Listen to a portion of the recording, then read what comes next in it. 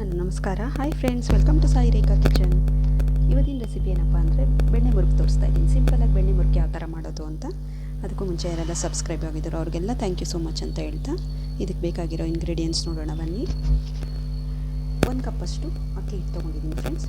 ಒಂದು 2 ಸ್ಪೂನಷ್ಟು ಕಡಲೆ ಹಿಟ್ಟು ಅಂದರೆ ಬೋಂಡ ಮಾಡ್ತೀವಲ್ಲ ಆ ಹಿಟ್ಟು, ಒಂದು 3 ಸ್ಪೂನಷ್ಟು ಹುರುಗಡಲೆ ಹಿಟ್ಟು, ಹುರುಗಡಲೆನ ಪುಡಿ ಮಾಡ್ಕೊಂಡಿರೋದು, 1 ಸ್ಪೂನಷ್ಟು ಜೀರಿಗೆ, ಒಂದು 1/4 ಟೀ ಸ್ಪೂನಷ್ಟು ಅಚ್ಚವೈನು, ಒಂದು 3 ಪೀಸಷ್ಟು ಬೆಣ್ಣೆ ತೊಗೊಂಡಿದ್ದೀನಿ. ಆಮೇಲೆ 1 ಸ್ಪೂನಷ್ಟು ಬಿಳಿ ಎಳ್ಳು, ನೀವು ಕಪ್ಪು ಎಳ್ಳಾದರೂ ತೊಗೊಬೋದು, ಬಿಳಿ ಎಳ್ಳಾದರೂ ತೊಗೊಬೋದು, ರುಚಿಗೆ ತಕ್ಕಷ್ಟು ಉಪ್ಪು. ಫಸ್ಟಿಗೆ ಏನು ಮಾಡೋಣ ಅಂದರೆ ಒಂದು ಮಿಕ್ಸಿಂಗ್ ಬೌಲ್ ತೊಗೊಂಡಿದ್ದೀನಿ. ಇದಕ್ಕೆ ಫಸ್ಟು ಅಕ್ಕಿ ಹಿಟ್ಟು ಹಾಕ್ಕೊಂಡ್ಬಿಡೋಣ.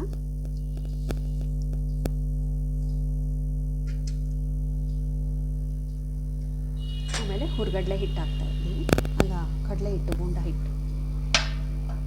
ಆಮೇಲೆ ಹುರುಗಡಲೆ ಪುಡಿ ಮಾಡ್ಕೊಂಡಿದ್ನಲ್ಲ ಆ ಹಿಟ್ಟು ಹಾಕ್ಕೊಂಡೆ.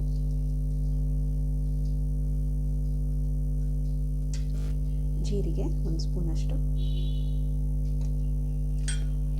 ಅಜ್ವೈನ್ ಅಂದರೆ ಹೂವಿನ ಕಾಳು ಒಂದು ಅರ್ಧ, 1/4 ಟೀ ಸ್ಪೂನಷ್ಟು, 1 ಸ್ಪೂನಷ್ಟು ಬಿಳಿ ಎಳ್ಳು, ಕಪ್ಪು ಎಳ್ಳಾದರೂ ತೊಗೊಬೋದು, ಬಿಳಿ ಎಳ್ಳಾದರೂ ತೊಗೊಬೋದು. ಈಗ ಇದಕ್ಕೆ ರುಚಿಗೆ ತಕ್ಕಷ್ಟು ಉಪ್ಪು ಹಾಕ್ತಾಯಿದ್ದೀನಿ.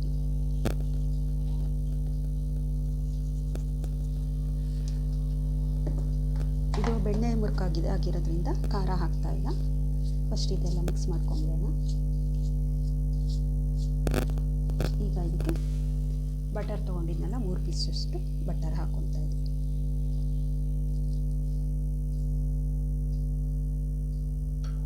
ಬಟರ್ ಹಾಕಿ ಚೆನ್ನಾಗಿ ಮಿಕ್ಸ್ ಮಾಡಿಕೊಂಡು ಉಂಡೆ ಕಟ್ಟೋ ಥರ ಹಾಕಬೇಕು, ಅಲ್ಲಿವರೆಗೂ ಕಲಿಸ್ಕೊಂಬಿಡಿ.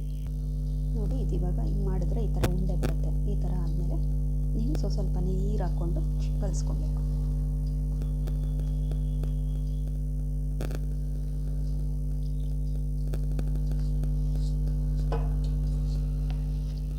ನೋಡಿ ಫ್ರೆಂಡ್ಸ್, ಈ ಥರ ಕಲಸಿಟ್ಕೊಂಡಿದ್ದೀನಿ. ತುಂಬ ಸಾಫ್ಟು ಇಲ್ಲ, ತುಂಬ ಗಟ್ಟಿನೂ ಇರಬಾರ್ದು, ಇಷ್ಟಿದ್ರೆ ಸಾಕು. ಈ ಥರ ಕಲಸಿಟ್ಕೊಳ್ಬೇಕು. ಇದು ಕಲಸಿದ ತಕ್ಷಣ ಮಾಡ್ಬೋದು. ಈಗ ನೋಡಿ ಫ್ರೆಂಡ್ಸ್, ಈ ಥರ ಚಕ್ಲಿ ಹೊರಳಿಗೆ ಎಣ್ಣೆ ಹಾಕಿಟ್ಕೊಂಡಿದ್ದೀನಿ. 3 ಬಿಲ್ಲೆ ತೊಗೊಂಡಿದ್ದೀನಿ ನಾನು. ಈ ಥರ ಇದರೊಳಗೆ ಹಾಕಿ ತುಂಬಿಟ್ಕೊಳ್ತಾ ಇದ್ದೀನಿ, ಫಿಲ್ ಮಾಡಿಕೊಂಡು. ಇದು ಬಾಣಲೆಗೆ ಡೈರೆಕ್ಟ್ ಬಿಡೋದು ಇದನ್ನು ಚಟ್ನಿ.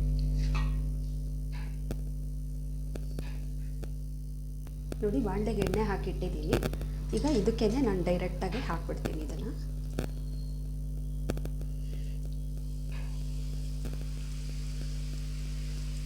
ಆಮೇಲೆ ಬೇಕಾದ್ರೆ ನೀವು ಕಟ್ ಮಾಡ್ಕೊಬೋದು, ಉದ್ದುದ್ದಕ್ಕೆ ಹಾಕ್ಕೊಂಡ್ಬಿಟ್ಟು ಆಮೇಲೆ ಯಾವ ಸೈಜ್ ಬೇಕೋ ಆ ಸೈಜು ಕಟ್ ಮಾಡಿ ಇಟ್ಕೊ.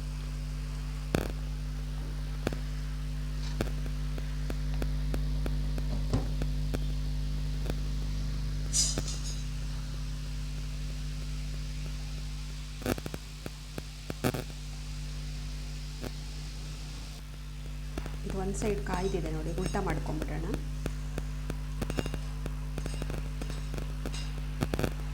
ಇದಕ್ಕೆ ನಾವು ಖಾರ ಹಾಕಿಲ್ವಲ್ಲ, ಅದಕ್ಕೆ ವೈಟ್ ಕಲರೇ ಬಂದಿದೆ ಇದು ನೋಡಿ. ಸ್ವಲ್ಪ ಇದು ಬೆಣ್ಣೆ ಮುರುಕಲ್ವ, ಅದಕ್ಕೆ ಖಾರ ಹಾಕಲಿಲ್ಲ ನಾನು. ಬೇಕಾದರೆ ಹಾಕೊಬೋದು ಖಾರ ನೀವು.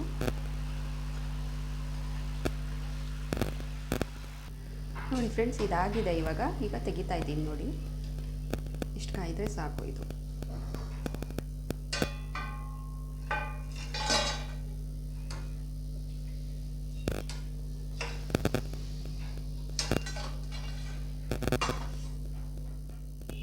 ಈಗ ಇದಕ್ಕೆ ಇನ್ನೊಂದು ಸ್ವಲ್ಪ ಹಾಕ್ಕೊಂಡು ಕಾಯ್ದಿರೋದು ಮತ್ತೆ.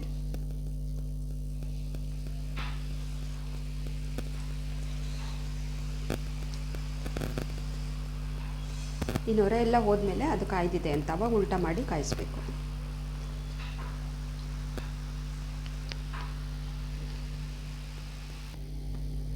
ನೋಡಿ, ಈಗ ಮತ್ತೆ ಇದು ಕಾಯ್ದಿದೆ, ತೆಗಿತಾ ಇದ್ದೀನಿ ಈಗ.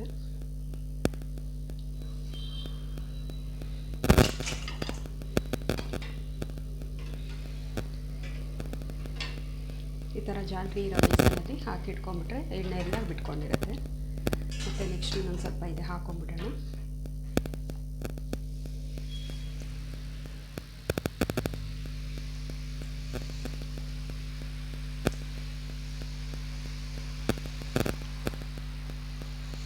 ಇನ್ನು ನೊರೆ ಎಲ್ಲ ಹೋದ್ಮೇಲೆ ತಿರುಗಿಸ್ಬೇಕು ಫ್ರೆಂಡ್ಸ್.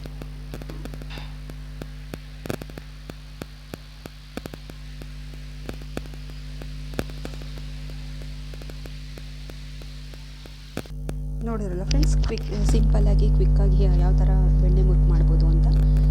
ಈವ್ನಿಂಗ್ ಸ್ನಾಕ್ಸ್ಗೆ ತುಂಬ ಚೆನ್ನಾಗಿರುತ್ತೆ ಇದು. ಮಕ್ಳಿಗೂ ಈವ್ನಿಂಗು ನೀವು ಸ್ಟೋರ್ ಮಾಡಿಟ್ರೆ ಒಂದು ಬಾಕ್ಸಲ್ಲಿ ಒಂದು 15 ಡೇಸ್ ತಿನ್ಬೋದು. ಒಂದು ಬೌಲಷ್ಟು ಅಕ್ಕಿ ಹಿಟ್ಟಿಗೆ 15 ಡೇಸ್ ಯೂಸ್ ಮಾಡ್ಕೊಬೋದು, ತಿನ್ಕೊಬೋದು.